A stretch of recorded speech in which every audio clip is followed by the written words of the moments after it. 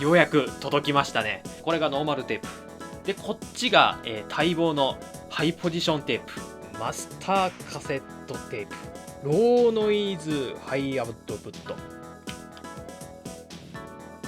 まあ雰囲気的にはあれかな、ソニーの70年代前半のスタンダードテープに近い感じですかね。ローノイズハイアウトプット、これは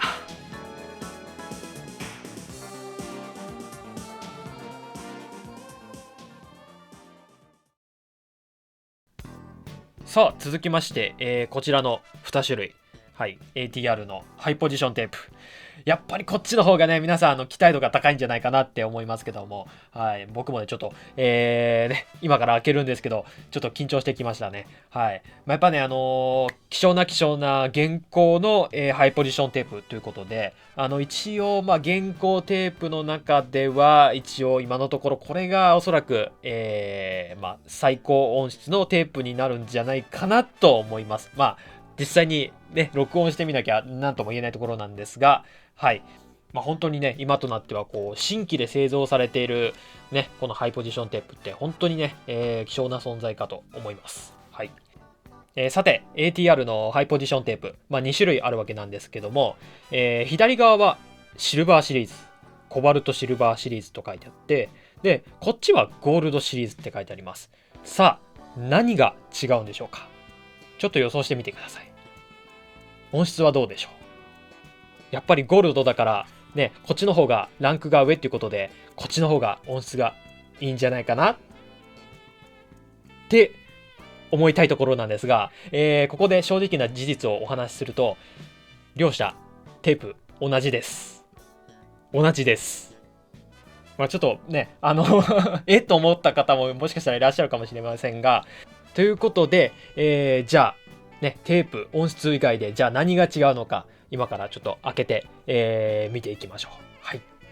さあ、じゃあまずはシルバーから開けていきましょう。ちなみに、箱はね、こういう風になってまして、こっちはね、ハイポジションテープは5本入りです。5本入りです。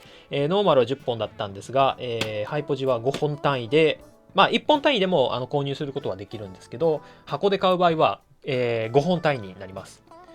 じゃあ、いよいよですね、封を切って、この ATR のハイポジションテープとちょっと、ご対面したいと思います。では参りましょう。Open the film. ちょっとな、緊張するな。さあ、入刀です。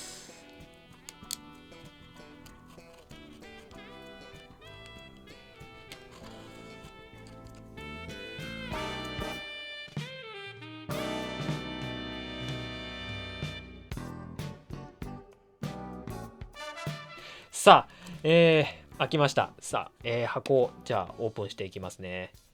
いきますよ。開かない。ちょっと待って。なんでやばい、箱が曲がった。よいし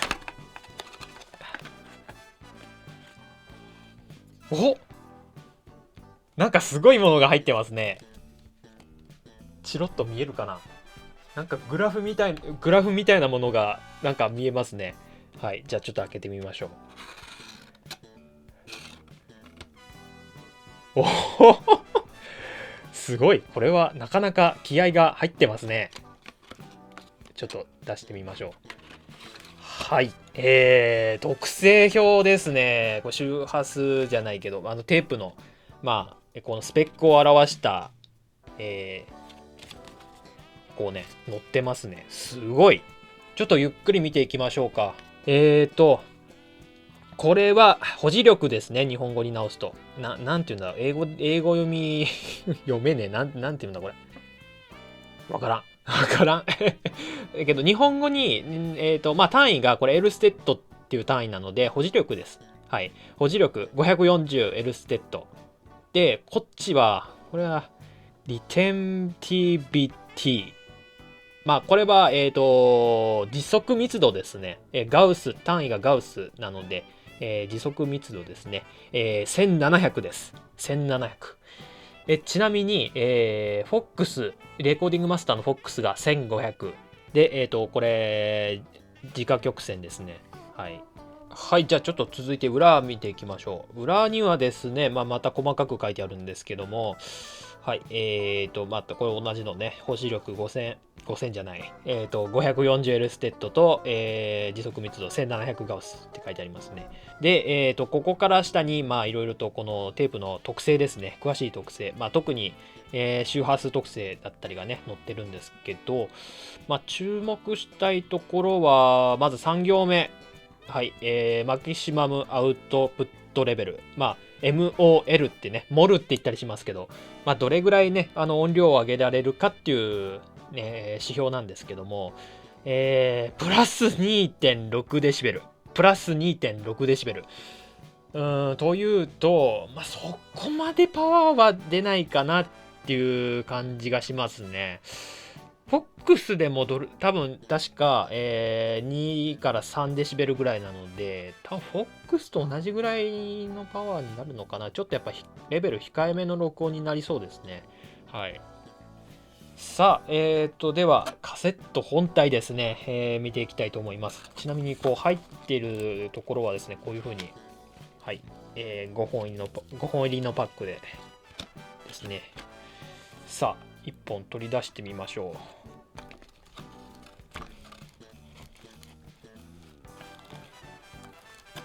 はい。はい、こんな、風になってまして、こっちもね、紺色で、デザインされてます。では、気になるカセット本体ですね、見ていきたいと思います。じゃあ、裏返します。はい、はい。やっぱり逆なんだな。逆なんですね。うん。じゃあ多分こっちも逆に入ってるでしょうけどね。じゃあ、フィルムを、開封して、ちょっとね、テープがどうなってるか見ていきたいと思います。じゃあ、フィルムを開けます。さあ、今度はね、ちゃんと綺麗にというか、正しい方法で開けたいですよね。果たして開けられるんでしょうか。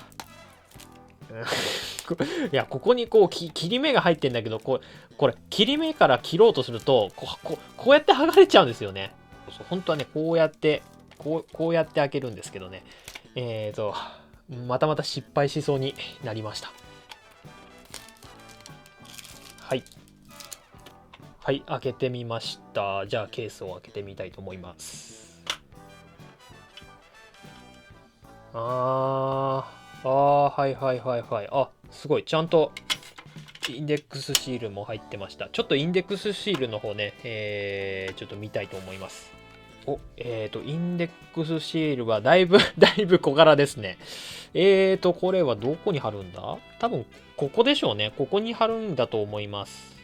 ね、サイズが多分ぴったり合ってるかな。じゃあ、ちょっとですね、こっちのインデックスカードの方ね、行ってみたいと思います。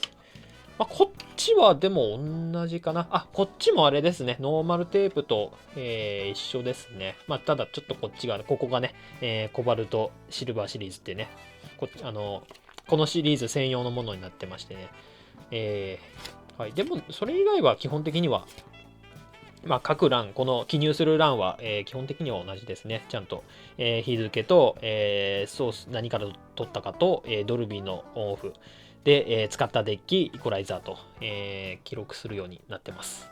さあ、気になる磁気テープですね。見ていきたいと思います。さあ、リーダーテープは一緒ですね。真っ透明な、リーダーテープ。あれちょっと待って。やっぱりビスがない。ビスがない。これも溶着ハーフです。これ切れたらおしまいですねで、もう一個ですね、ちょっと気づいたんですが、やっぱちょっとね、この巻き系見ていただくとわかるんですけど、ちょっと60分テープにしてはちょっと径が小さいですよね。おそらくね、ちょっとテープがね、薄いと思います。これ90分テープ用の厚さなのかな。はい、そんな感じが、してきます。ちょっと60分だったらもうちょっとね、径がね、大きいと思うんですが、はい。じゃあ、ということで、磁気テープの方、見ていきたいと思います。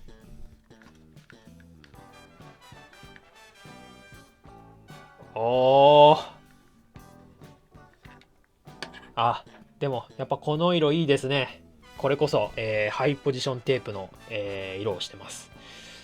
どうかな、ちょっとね、見てみるとね、でもやっぱでもコバルト系ですね。クロームではない。クロームだったらもうちょっとグレーっぽい色になるので、ちょっとなんか、あれ、こっちの方が、このハブの回転がノーマルテープよりは若干重たい感じがしますね。あ、もう一個気づいた。もう一個気づいた。やっぱこれ、デフォルトなのかな。本当はですね、ここに、これガイドローラーなんですけど、ここの、すぐ上に、なんかピンみたいのがついてるんですね。本当はここにテープを引っ掛けて、こうやってね、通っていくんですけど、ここを通らずにショートカットして、いきなりガイドローラーに行ってから、こうね、ハブに巻かれると。なんかね、こういうテープって、海外製のテープでね、見た、フォックスの初期のやつもね、なんかね、そんな風だったかな。あとはね、UR で1本、なんか不良品かわかんないけど、もともとからここにこのピンに通ってないやつ、1本見たことありますね。はい。で、あと、そうですね、大事なことですけども、ここ。はい、カセットの頭の部分。ちゃんとここ開いてます。ね、開いてます。ね、ハイポジション用の、検出口です。はい、そんなわけで、コバルトシルバーシリーズ、ちょっとね、まずは外観と、テープの方ね、紹介してみました。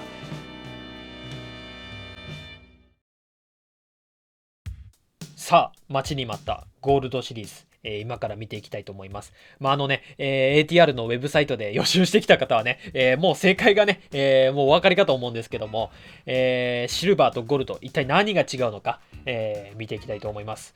さあ、では、フィルムを開けていきたいと思います。Open the film. さあ、これがですね、今回、一番高い、一番高額なテープです。これ、1箱、90、ほぼ100ドルですね。ほぼ100ドルです。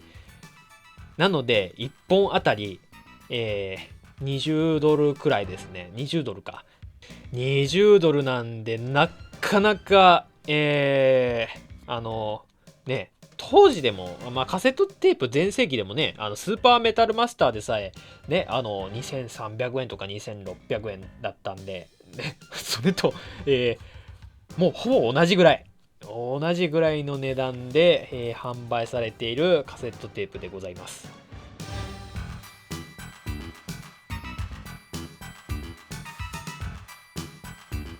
さあ、では、箱を開けていきたいと思います。はい。開けると、また見えますでしょうか。また特製表が入ってますね。じゃあちょっとこれは同じなので、ちょっと、省略ということで、はい、箱に入っている様子が、このようになってまして、ね、この背拍子のロゴが、ゴールドシリーズということで、ゴールドになってます。もうこれだけでもね、やっぱりちょっとね、ワンランク上の高級感を出してますね。はい。ではちょっと出してみましょう。うおー、1本2000円のカセットテープが出てまいりました。ね。で、何も入ってないですからね。新品の、生テープなので。はい。すごいですね。ちゃんとグラデーションで、ちゃんとゴールドになってます。では、一番肝心な部分ですね。ここからになります。ここからです。これがゴールドシリーズの、最大の特徴でもあります。はい。では、いきますね。はい。せーの。はい。はい。はい。オープンリール型。リールカセットです。はい。これですね。いや、すごいな、これ。うわー、はあ。一応これも、60分テープなんですけども、まあ、ちょっとね、まあ、ね、はみ出しちゃってますけど、でもすげえ、さあ、では、まあ、テープは、さっきも、ね、お伝えしましたけど、シルバーと同じなので、まあ、テープの部分は同じかと思うんですが、ちょっとじゃあ開けて、ちょっと見ていきましょうか。さあ、もういい加減ね、ちゃんと開けたいですよね。もう、これこれ、どうやったらこれちゃんと正しいやり方で開くのかな。はい。こうですね。はい。一応成功ということで。はい。さあ、こちらが、ゴールドシリーズです。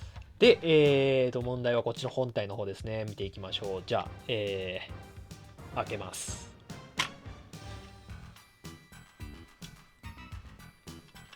はいはいはい。おお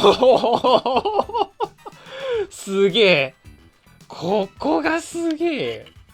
ここのブリッジ。ここがね、ゴールドになってます。こっちも違う。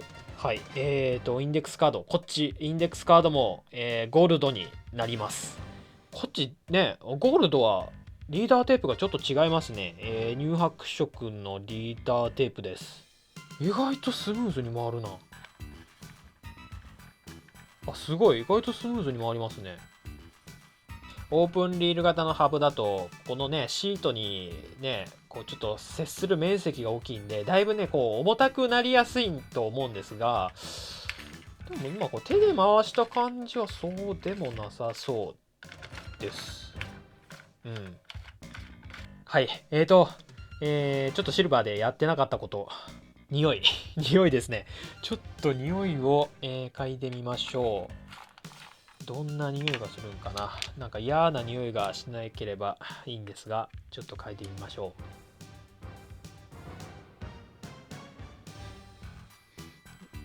う。なんかちょっと鉄臭い匂いがするかな。気のせいかな。まあ、激臭がするってことではないです。全然。はい。あともちろん、こうね、ハイポジションテープの、検出口ついてます。まあね、こうちょっとこうね、横のね、傾けて見てみると、なんかちょっとね、こう、もともと白いリールをこう、無理やりちょっとね、こうね、塗ったっていうか、印刷したような、感じがありますけども、多分ね、これそうなんですよね。印刷っていうか、はい、ということで、ATR のハイポジションテープですね、2種類、シルバーとゴールド。あとは、実際にデッキを使ってちゃんと録音ができるかですね。これさえクリアできれば、リピートしたいと思います。果たしてどうなんでしょうか。さあ、お待ちかね、ハイポジションテープ。やっぱりこれが一番ね、ちょっと期待がかかるところですよね。はい、チェックしていきたいと思います。はい。さっきちょっと実はノーマルテープの、動画の撮影やってまして、なんでちょっと改めて、ヘッドきれいにしておきましょう。はい。じゃあ、改めてクリーニングタイム。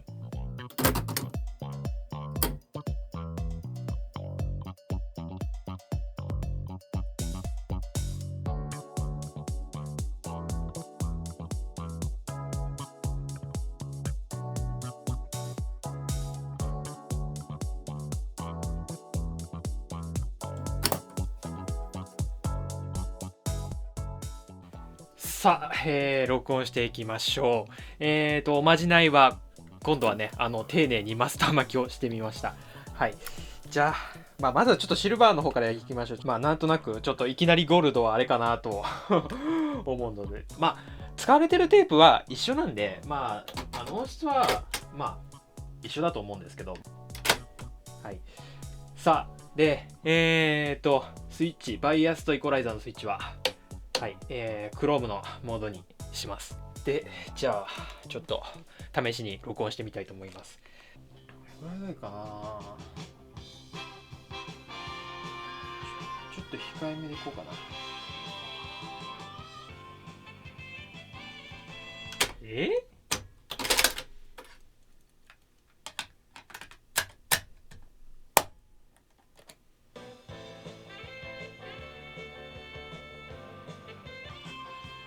お、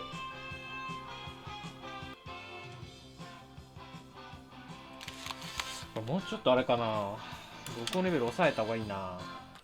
あんまり、いや、さっきね、さっきちょっと無言になったのはね、なんかね、全然、デンスケと A450 だとね、全然取れなくて、今これでやっとなんかいい音が出ましたね。ちょっとね、あんまりやっぱりパワー強くしすぎない方が良さそう。いやー、どうなのかなこれは。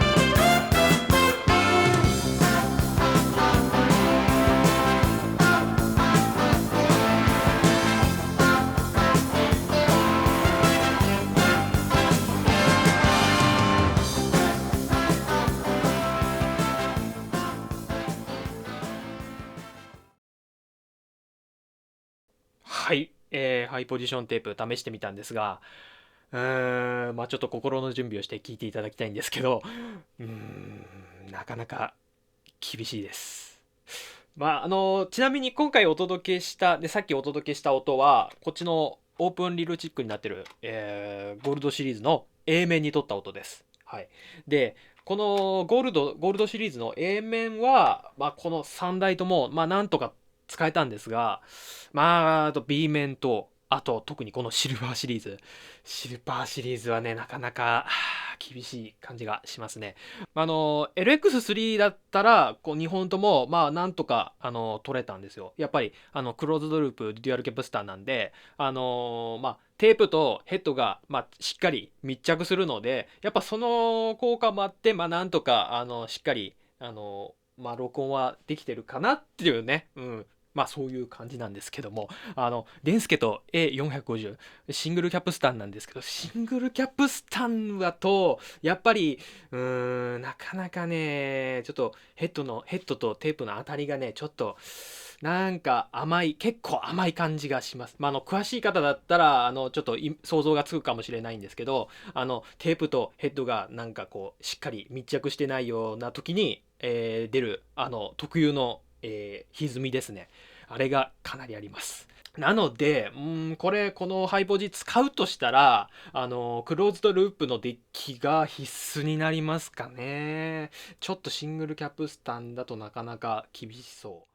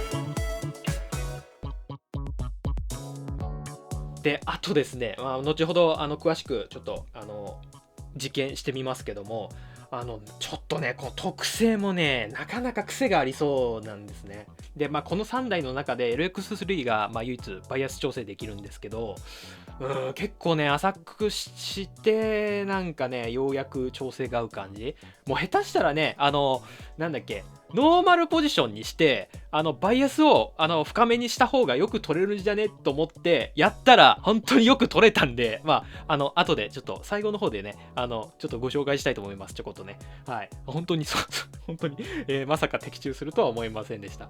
はい。それぐらい、なかなか癖があります。本当にね、スペックではね、1700ガウスって書いてあるんですけど、本当に1700ガウスあるのかなってね、ちょっとね、疑問に思っちゃったっていうのは、正直なところです。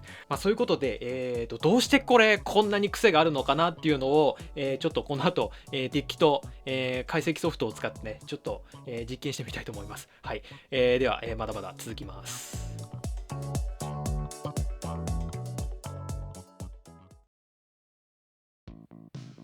はい、ここからは実験モードです。ご覧のように、パソコンの方はアナライザーを立ち上げて、で、デッキの方はイコライザーバイアス、全部完全マニュアルで、できる、TIAC の C3X を用意しました。はい。じゃあこれでちょっとね、いろいろ実験してみたいと思います。まずは初期値、バイアスの設定は初期値でやってみたいと思います。じゃあいきますね。レディー、ゴー。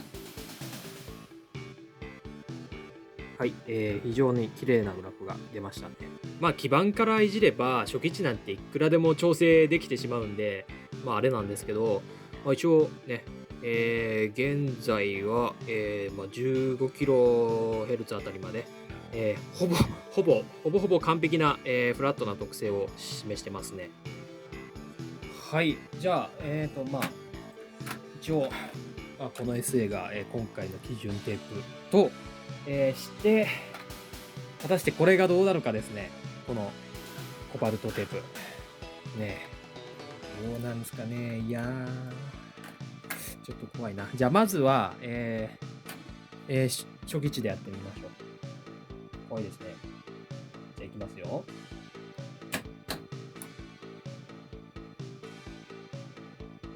はい。今、ね、ホワイトノイズを入れてますけど、ちょっとやっぱ SA に比べると、ちょっと広域が下がってますね。はい。はい。じゃあ、ここからはちょっとマニュアルでちょっとやってみましょうか。じゃあ、マニュアルに切り替えますね。で、マニュアルにすると、ちょっと今、へんてこな調整になっちゃうんですけど、ちょっとできるだけフラットになるように調整してみます。ちょっと見にくかったらすいませんね。どうしてもデッキとパソコンの画面一緒に映すと、なかなか映りが小さくなっちゃうんで。嘘マジでマジですかほんまでか。はい。とりあえず今 10kHz と、こっちの低域ですね。だいたい 400Hz あたりですか。を、ちょっと基準にして合わせてみたんですが、はい。ね。ここまではとりあえず、平らになりましたけど、ここ、思いっきり上がってますね。はい。じゃあちょっと、周波数軸変えまして。いや、ここが10キロです。ここが10キロで、ここからぐーんとね、上がってますね。やっぱなんとなくね、録音していてね、こんな感じかなって、ちょっと予想はしてたんですが、ちょっと当たりましたね、これ。やっぱりこういう特性なのか。はい。ちょっとバイアスを深くしてみました。こっちの方が、多少は平らにフラットになったかな。それでもちょっとあれですよね。SA に比べたら、ちょっとやっぱり癖のある特性ですよね。はい。はい。じゃあ続いて、今、こういう特性で今記録されてるんですけど、ちょっとイコライザーいじってみましょう。ノーマルにしてみます。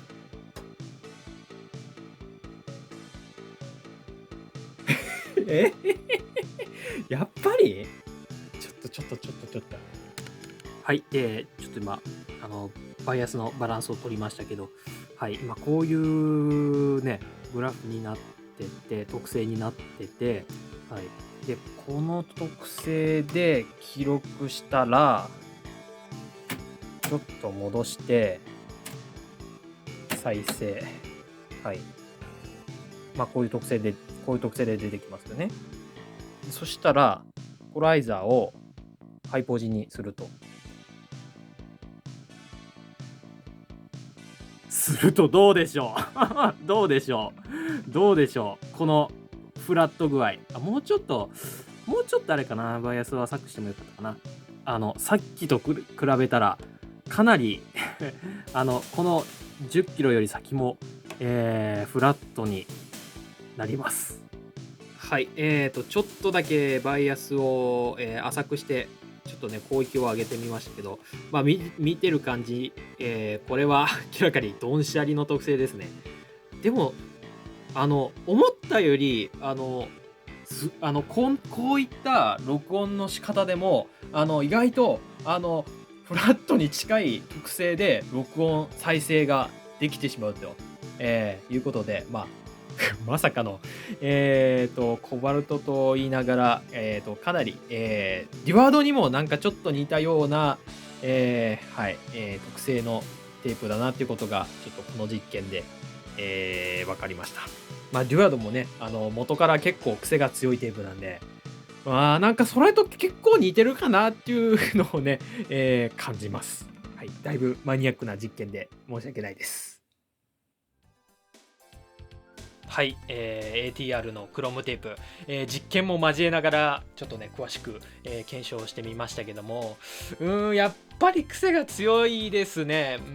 まあ現行品のハイポジションテープっていう点は、まあ、非常に嬉しいんですけども、まだまだちょっと課題がね多くありそうな気がしますね。